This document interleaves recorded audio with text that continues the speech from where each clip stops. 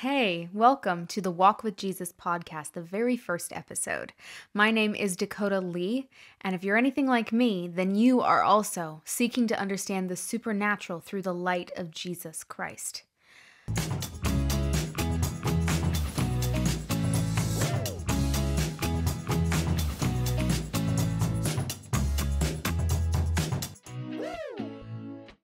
I've always been interested in the world beyond this physical one, not only because it's a feature of all the Bible stories, but also when I was 4 years old, I started to see into the supernatural.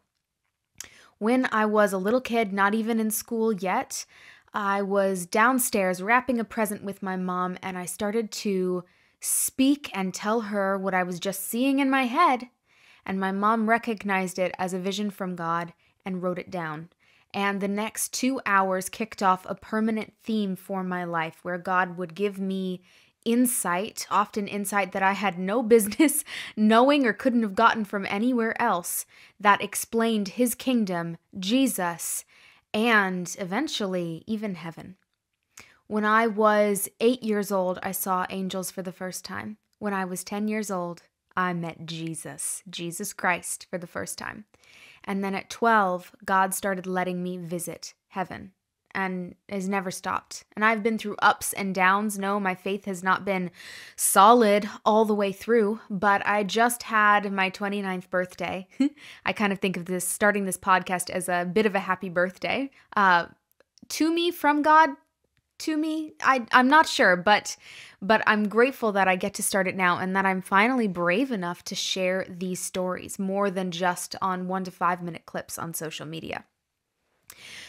So, as is fitting with a title of the Walk with Jesus podcast, the first episode is about Jesus Christ, and my very real experience with him. I can truly say he's my best friend. I truly know it, I feel it, and I'm privileged that I'm one of the people that can say that.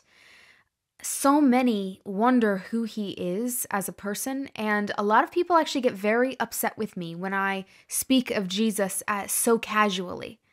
But what Jesus has shown me, I'm jumping ahead a little bit, but what Jesus has shown me is that, yes, he is the king, but I'm his sister. And that makes me the princess, but it still makes me his sister. And if you can imagine the relationship between a pair of royal siblings, would they not be casual with each other? Would they not sometimes, if they have a good relationship, tell each other how they're really feeling and have jokes and play a little bit, but also know when it's time to be serious and when it's time to get work done? That is a big part of my relationship with Jesus.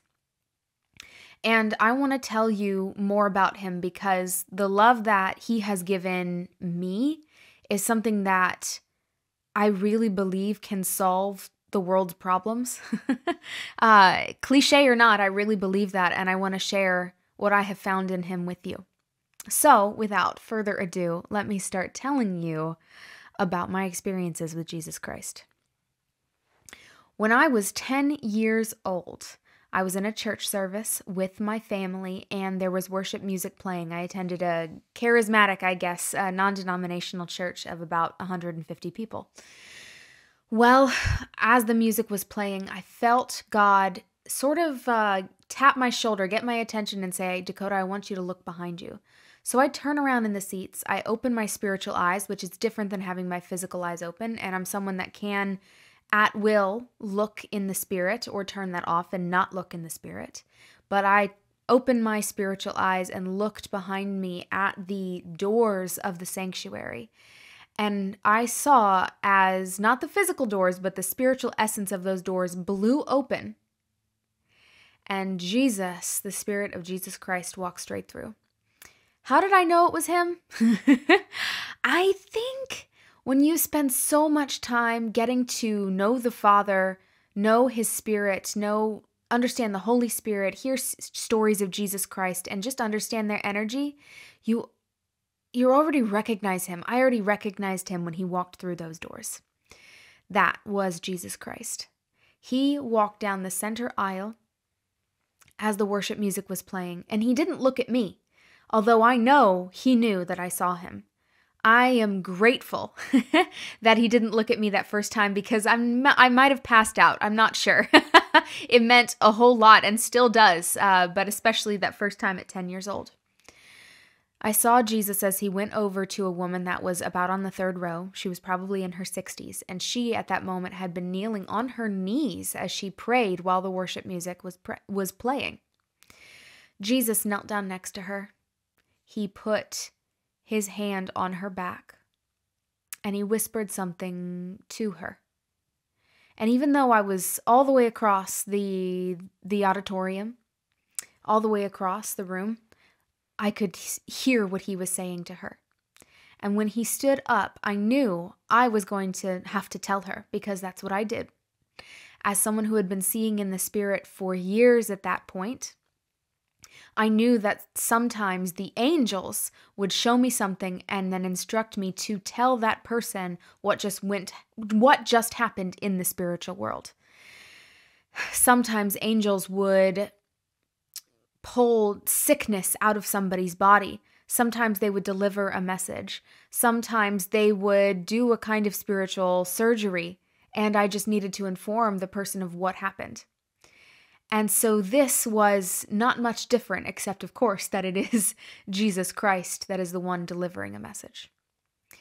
Jesus stands back up, and he walks out of the room.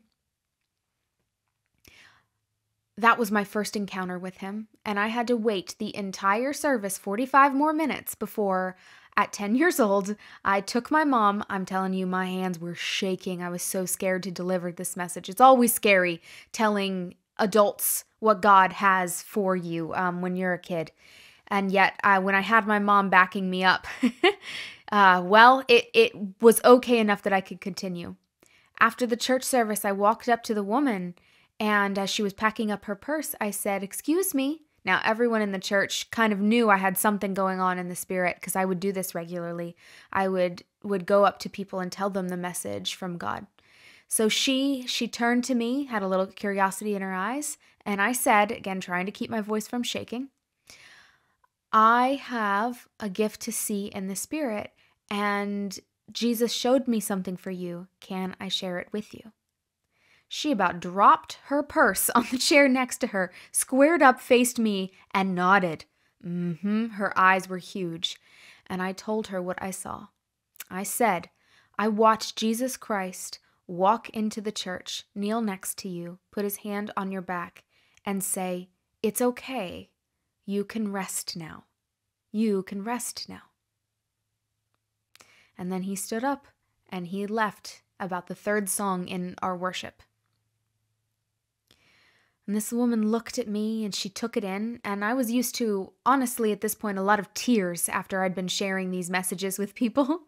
I was used to people crying, as it meant so much, especially a visit from Jesus. Like, oh my gosh.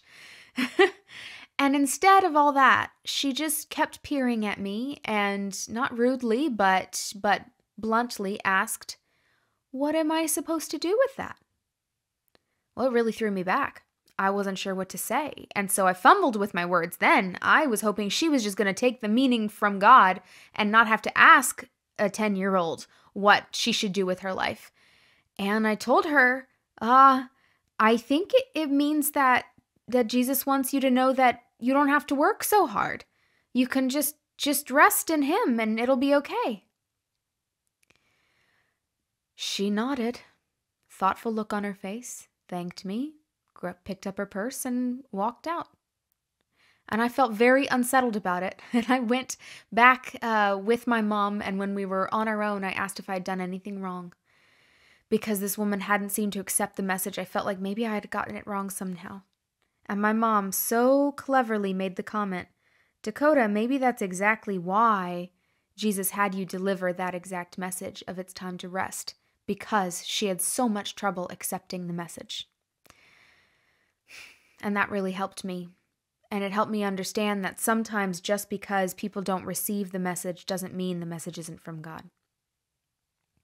Well, that was the first time I saw Jesus, but that was definitely not the last. The next time I saw him was another church service. And at that point, I was looking for him. Like, angels are really cool, but Jesus is cooler. So I kept looking for him. And yet again, I saw him. I'm not sure he walked in through the doors, but I remember seeing him suddenly leaning against the wall during the worship service, and he was parallel to my row, and I was in the center of the row. And I just froze as I saw him. And he just laid there. He looked at me, and my heart beat so fast.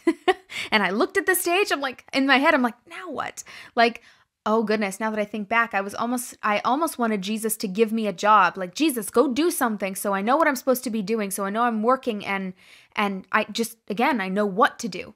But Jesus didn't. And all throughout that worship service and then the sermon afterwards, Jesus kept inching closer and closer to me until he was standing next to me.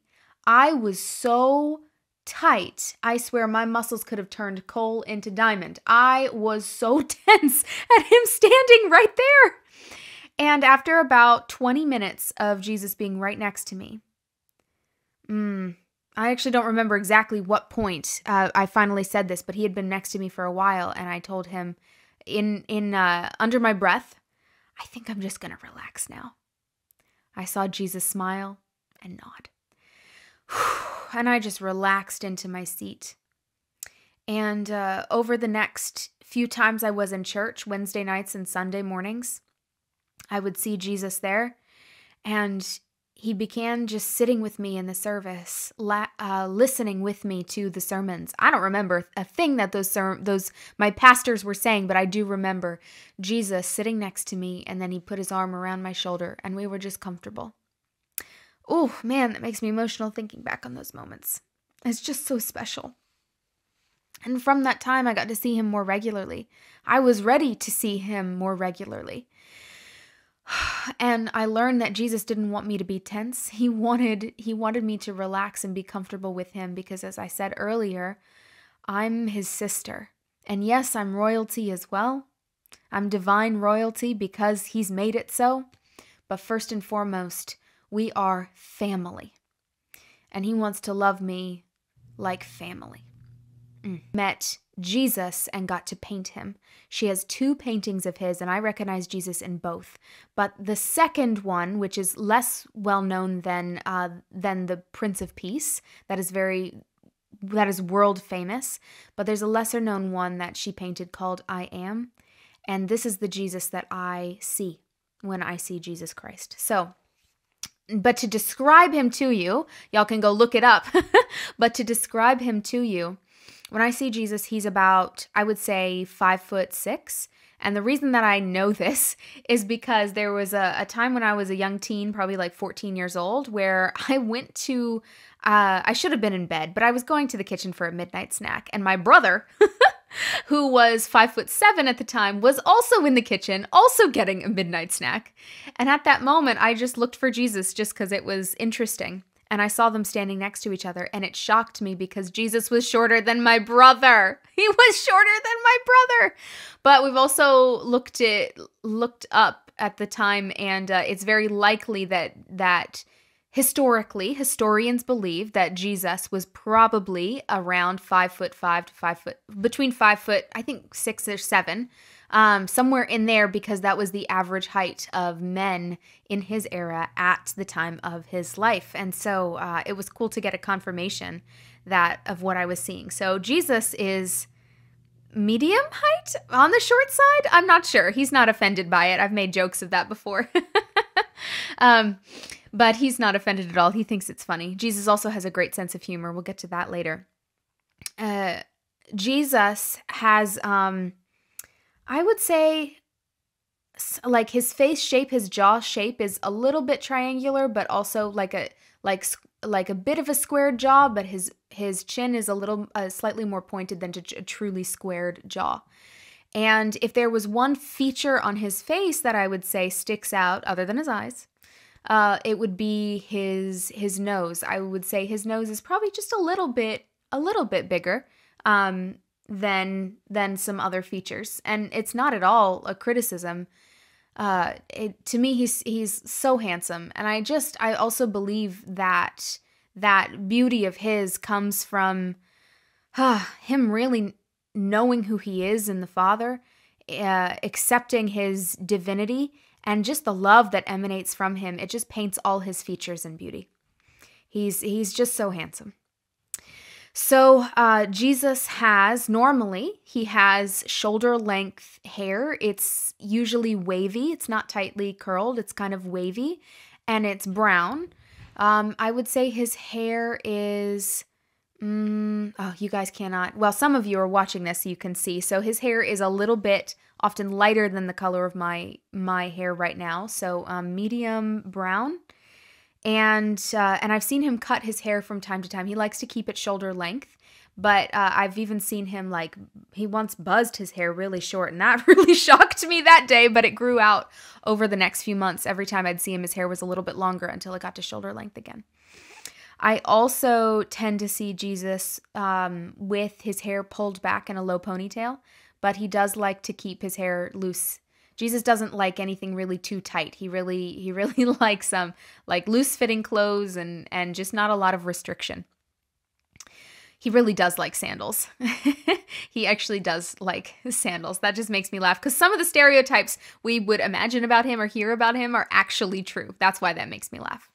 To talk about Jesus's eyes. Oh, that's interesting. To continue to paint the picture even before I get to his eyes, which are really cool. His eyebrows are, I would say, pretty thick. Yeah, they're definitely on the thicker side. And dark brown, I'd say slightly darker brown than his hair, the hair on his head. So to talk about his eyes, when I first saw Jesus, he actually had bright, like electric blue eyes, which is not how the historical Jesus would have shown up at all, right? He lived in an era where everyone had a shade of brown eyes, or at least in his area, and from being descended as a Jewish man, he would have had brown eyes. So it confused me for a little while. Why was I seeing blue eyes? And then one time I was hanging out with Jesus. I think I had been invited to heaven, so it was probably after a couple years, and I noticed he had brown eyes. And I said, Jesus, why do sometimes you have blue and sometimes you have brown? And Jesus pulled me close and he said, watch this. And he wanted me to look at his eyes. So he kind of had his hands on my shoulders. And in the spirit, he had his hands on my shoulders. And I watched as his eyes, the color started to, he was at brown eyes, his color started to swirl. And as it swirled, this bright, amazing blue came out. Just the blue is so bright and gorgeous. It's like alive. It's like, imagine like a tropical ocean and then turn up the intensity. So gorgeous, this eye color. And then when Jesus spoke to me, suddenly his voice sounded like a megaphone, like it hit me in the chest the way he spoke to me. And he said, this is when I'm working. And as he said that, I knew what he meant by working. Working was, if he had a message to give someone, if he needed to do a spiritual surgery and fix someone's heart, if he needed to deliver someone, if he needed to gift them a new gift or a new even emotion sometimes, then, or unleash them, or whatever it is, when he is working with his people, connecting people, loving them, healing them, then his eyes turn this bright blue color.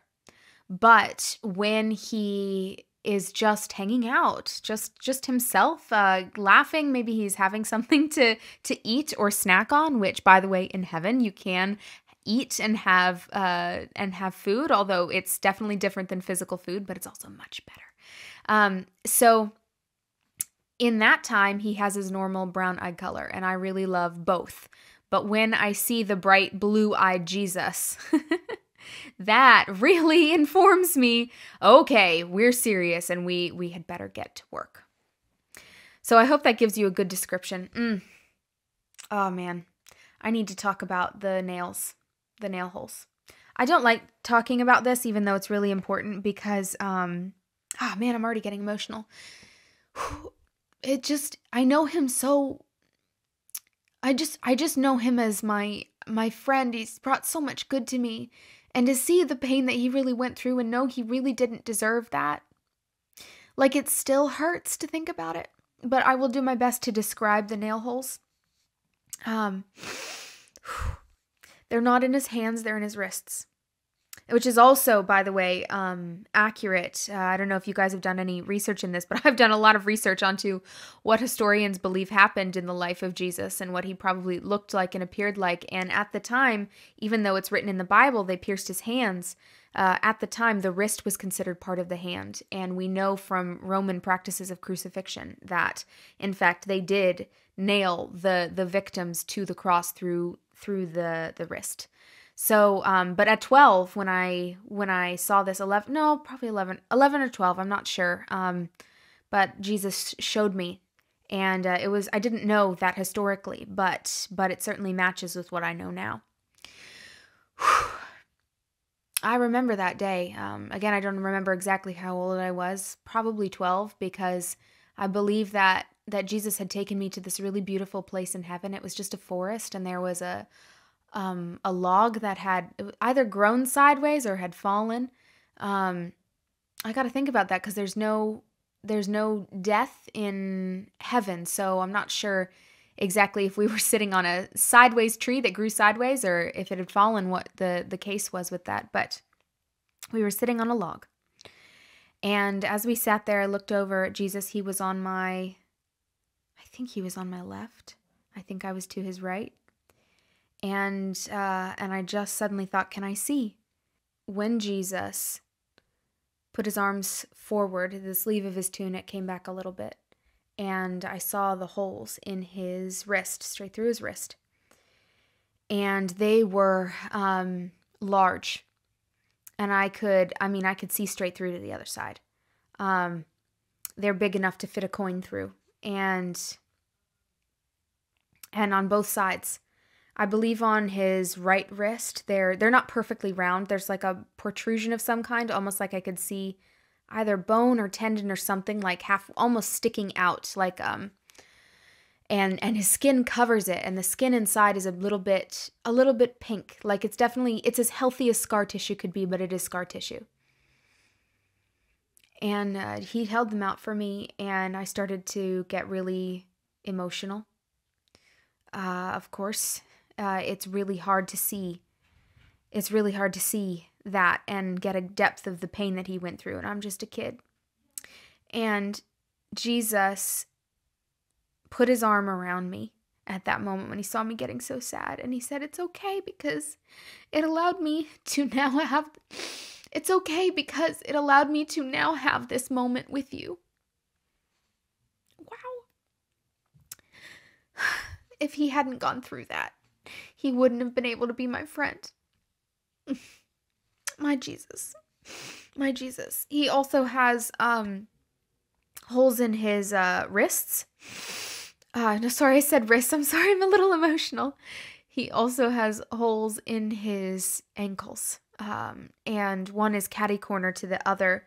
And if you think about it, there's one nail for both his legs, and so he would have had to cross his legs on top of the other, and one was at slightly an angle. Ooh. So they're there. They're real, and they're there, and he somehow is fully functional even with those massive holes in his body. Oh, so to talk about some happier things. I'm going to tell you about the first time I got to visit heaven, because Jesus was a huge part of it. He's the one that guided me there.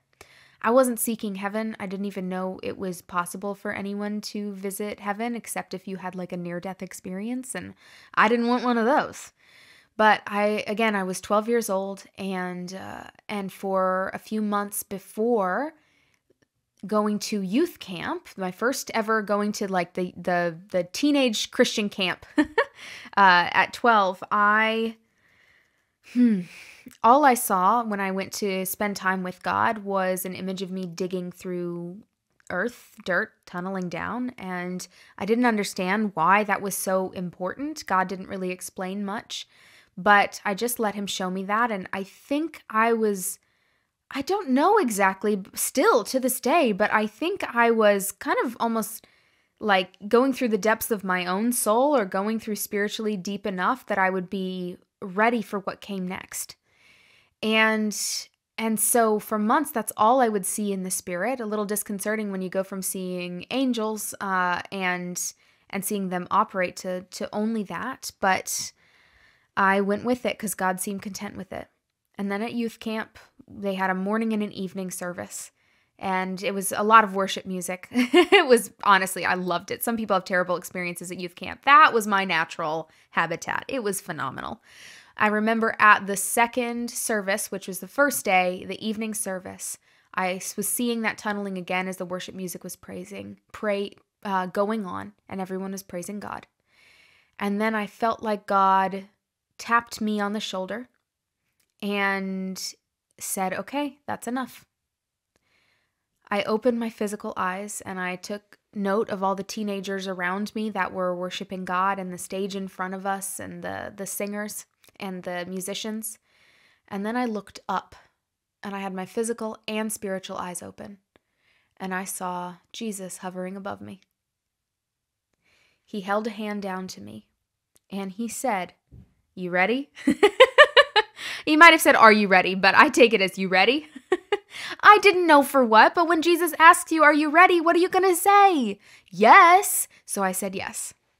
I lifted my physical hand up to meet where his hand was in the spirit.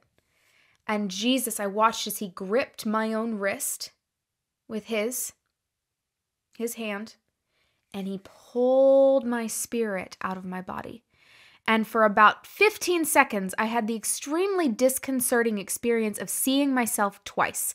I was seeing myself somehow through my physical and spiritual eyes from my body, but I was also looking down at myself at the same time. And I sort of blinked both, I guess. My spirit and my body sort of blinked, and I decided I'm going to close my physical eyes and I need to just focus on one sight. And I'll have to do another episode on the different layers of the spirit and how it's possible to have this kind of experience without passing out or dying or having a near-death experience and having my spirit almost in two places. But I essentially was with Jesus, and I realized I still had control over my body. I could have the spirit that Jesus had just brought with him. Well, for example, as I was with Jesus, I sent this message to my body, "Close your eyes, this is too much." And my eyes closed, so then I was only seeing in the spirit and only seeing as I was with Jesus. And we rose like we were helium balloons, like gentle helium balloons. And I remember our backs hitting the ceiling again gently, and I looked down at the whole scene and just took it in, and I still saw myself with my hand still up.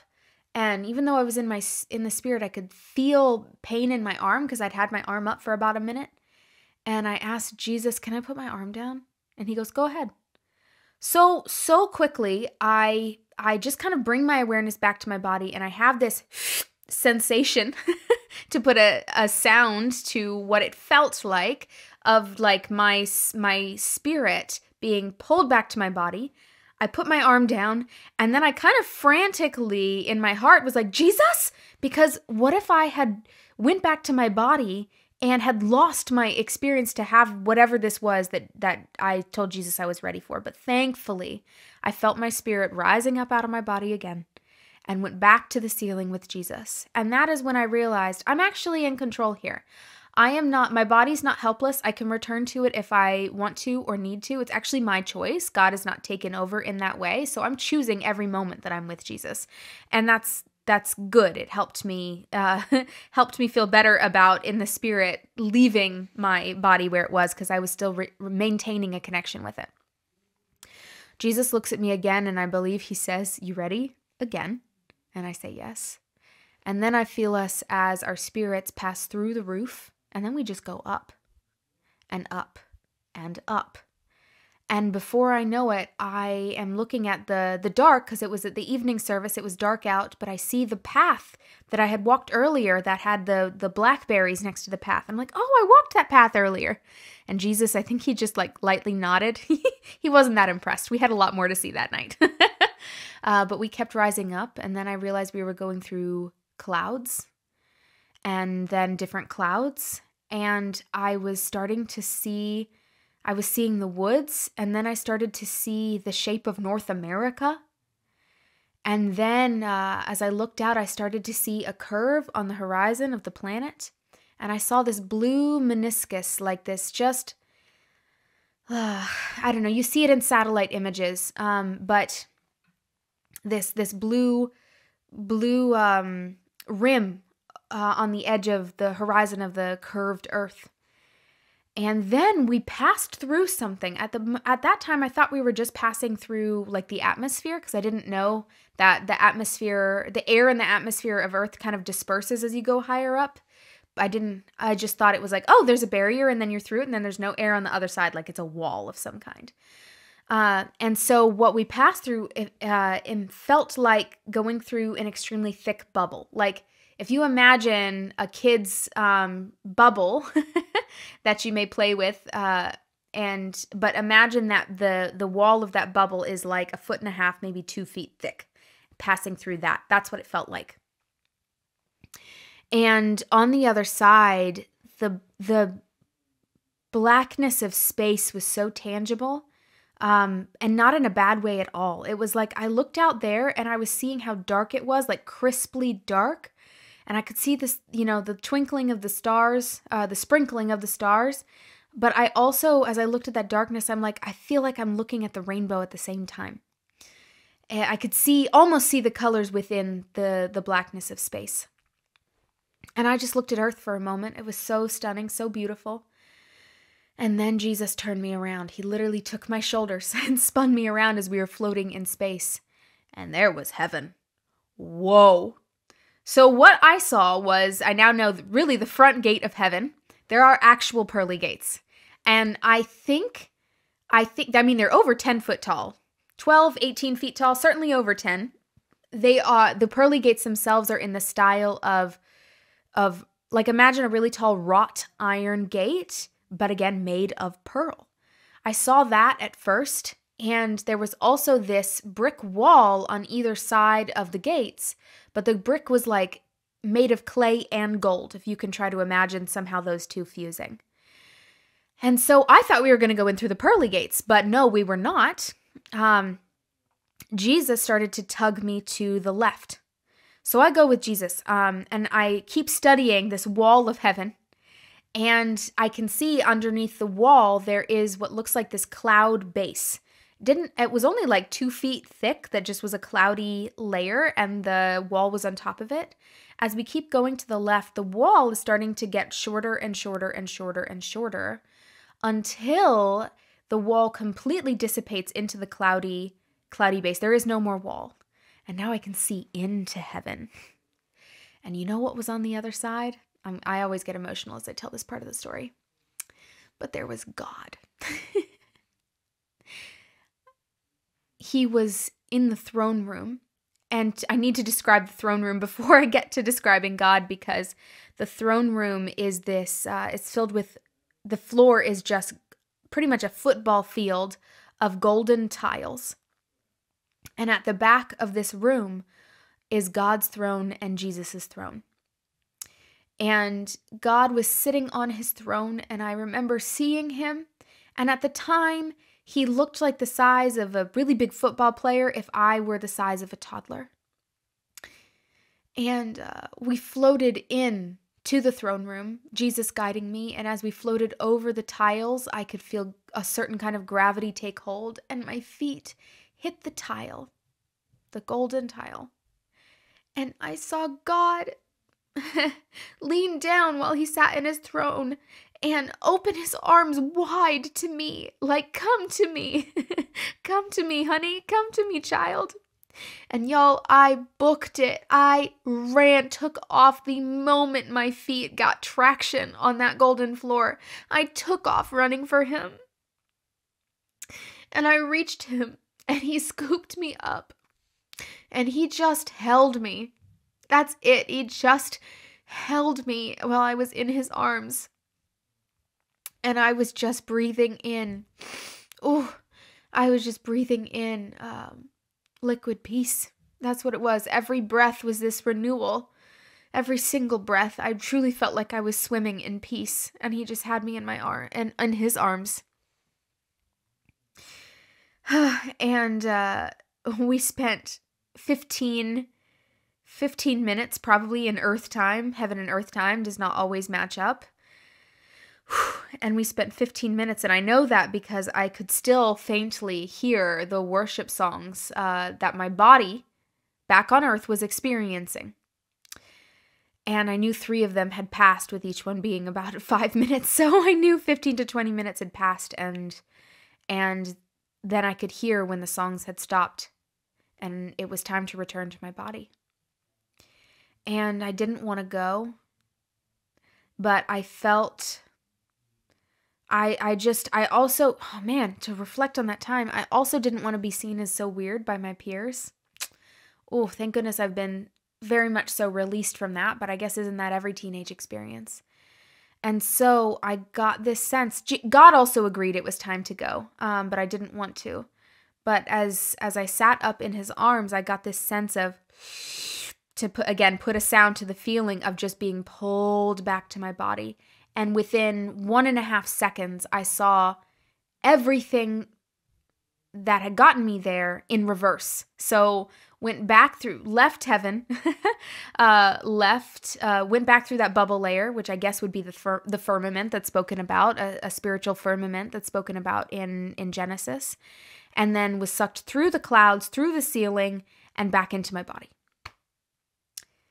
And I was amazed, but as I went to bed that night, I was wondering, am I going to ever get to experience that again? Or is this just one of those stories I'll tell? And the next night, I got to go again.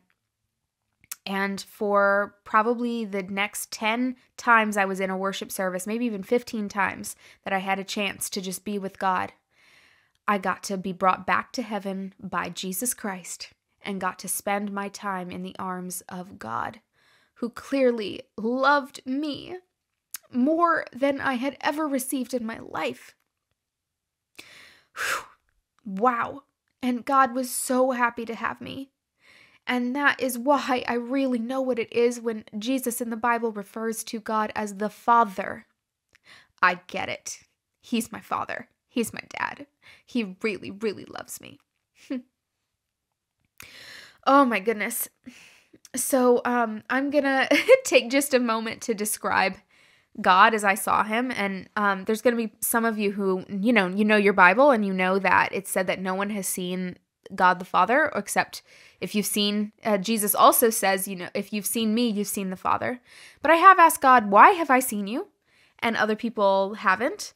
And what God has told me is, he had a perfect metaphor for me. He said, well, Dakota, would you say that anyone has seen the sun, the physical sun of our solar system?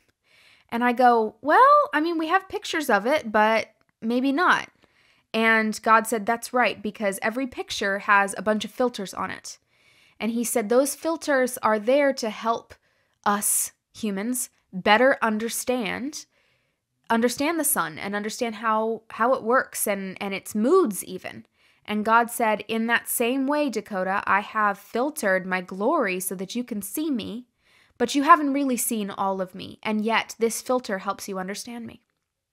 So that explains what business I have seeing God the Father. He found a way for me to perceive him. So as I've known God throughout the years, he's gotten bigger.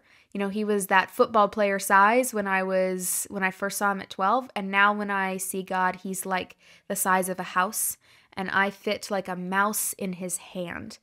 And so I can stand on his shoulder and put my hand on his cheek. And sometimes he's often seated on his throne, or that's where I'll see him. If he's not on his throne in heaven, it doesn't mean he's not in charge, because he gets to be everywhere, really. But if he'll walk around, I can sometimes sit on his shoulder or stand on his shoulder as he moves around. It's quite an experience. When I look at Jesus versus God the Father, they are different, separate entities. Which Jesus, when he was on earth, often referred to the Father as separate from himself. So it's just understanding the Trinity. And I've gotten, because I can see all three of the Trinity, I have a very clear understanding that they are separate and yet incredibly connected, so much so that you can call them one. But when I look at God, he definitely has a much more square jaw than Jesus does. And if I try to define his hair color, sorry, I'm laughing because I've tried so many times before, but if I go to look at God's hair, I want to say it's a light brown just at first glance. But then if I really stare at his hair, I think, wait a second, somehow is your hair white? Or is it reddish? Or do I see yellow gold in there? And I asked this of God, why do I see so much? And he just laughs. And it's basically, again, that filter. I cannot perceive his true hair color. So at first glance, it seems a light brown. God's eyes are my favorite. Well, I also love to just give God a hug, and I can feel his heart. His heart itself is such a strong energy. Man, that's a good thing. So that might be my favorite of his, but I love his eyes. And his eyes are, if you could imagine, I would say a white galaxy. Like, I don't know if you've ever had a computer that had the screensavers of galaxy and star images, like a white galaxy. And it just contains all the colors in his beautiful eyes, and they truly do sparkle. More than sparkle, it's deeper than sparkle, but sparkle is still the right word. As I was preparing for this episode, I decided I wanted to introduce you guys to Jesus and now also God, I asked Jesus some questions. Some things I have never asked him before, so you can get to know him a little better. So one of the first questions that I asked Jesus is, what's your favorite color? Funny enough, I never asked Jesus this, and he told me blue. Jesus Christ told me blue. And I asked, why blue? And there was a natural understanding that blue is also the Holy Spirit color, or that's how I see the Holy Spirit when he shows up, so it's nice to have that acknowledgement. But Jesus says, like the clearest blue sky. And I realize that relates to his ministry when he was on earth. That blue sky was openness and freedom, and it was often just him and the open elements. He would even walk away from his disciples at times. It was really just him and God. I've asked him this next question before. What's your favorite snack? And this was about a year ago I asked him this, and he sort of shrugged and showed me, well, there is this kind of nut that I liked. And I memorized the image, and I realized it's an almond. Jesus likes almonds, but he said that he really likes to take the time to crack it open. It's just something nice to like fidget with his hands and to do with his hands, and that's familiar, and he enjoys that. So he likes almonds. I just asked him, Jesus, do you have a favorite animal? And he said, no. He goes, but I am familiar and drawn to donkeys. And I said, are you joking? And he goes, I'm not. And that makes sense. There's a lot of good donkeys in his story when he's on earth.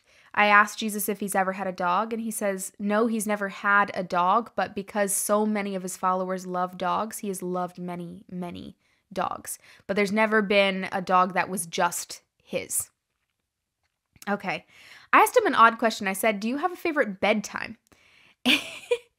I don't know why I asked him that one, but do you have a favorite bedtime? And Jesus says, I liked when I was on earth. Well, first he reminded me to go to sleep. I don't sleep in heaven. And there's rest in heaven, but not sleep, not like you just become unconscious. And I know there's some Bible verses pertaining to the kingdom of heaven or people sleeping. And I'll need to describe that on another episode. But rest is it's different in heaven. And so he said, but Jesus said, but when I was on earth, I like to stay up just 1 hour after sunset. And he goes, I really would have my whole body would just wind down as truly all the light was leaving the area. So he liked to stay up 1 hour after sunset. I was interesting. I said, you didn't just go to bed at sunset? And he's like, well, it was some joke like, I'm not a grandpa. And I think it was a joke too. As the older you get, a lot of people like to go to bed earlier and earlier and earlier. So Jesus was saying like, I'm not that old, but yet he is old. And yet he's also young. Okay. A couple more questions. I asked him, what's your favorite hairstyle? And he said he really likes it when his hair is out and loose, but he will sometimes do it in a low ponytail and tie it out of his face. And then I asked him, what's your biggest wish for the world? Kind of a heavy hitter. And he said, he was thoughtful, and he said, I wish them peace. And he said, I wish them peace in eternal life. And I have laid out the path. But it's not so easy while you're in the world to see that the path is there. And Jesus said that's why suffering becomes a tool for God. And there's more to explain on that, because I'm not saying that God causes suffering. I don't believe he wants that. And truthfully, I couldn't trust a God that caused my suffering. I just couldn't. And yet what Jesus is saying is that God uses suffering as a tool, because when you're suffering, that's when you have to look for more meaning. You have to look beyond just this world. And that is when you often find God. And you find him through Jesus. To bring back to a Bible verse, I'll leave you guys with this in Matthew 7:7. I believe it's seek and you will find, ask and it will be given, knock and the door will be open to you. And I like to live by that and live by that promise. So I'm seeking Jesus and I have found him. And I hope today's episode helped you feel closer to Jesus Christ as well, because as he is my best friend, truly, he also wants to be that with you. And just because I get to see him doesn't mean that the connection that's available to you in Jesus Christ is any less rich. And so I encourage you to seek him with everything you've got, because it's worth it. I hope you have a wonderful morning, afternoon, or evening, and I'll see you next time.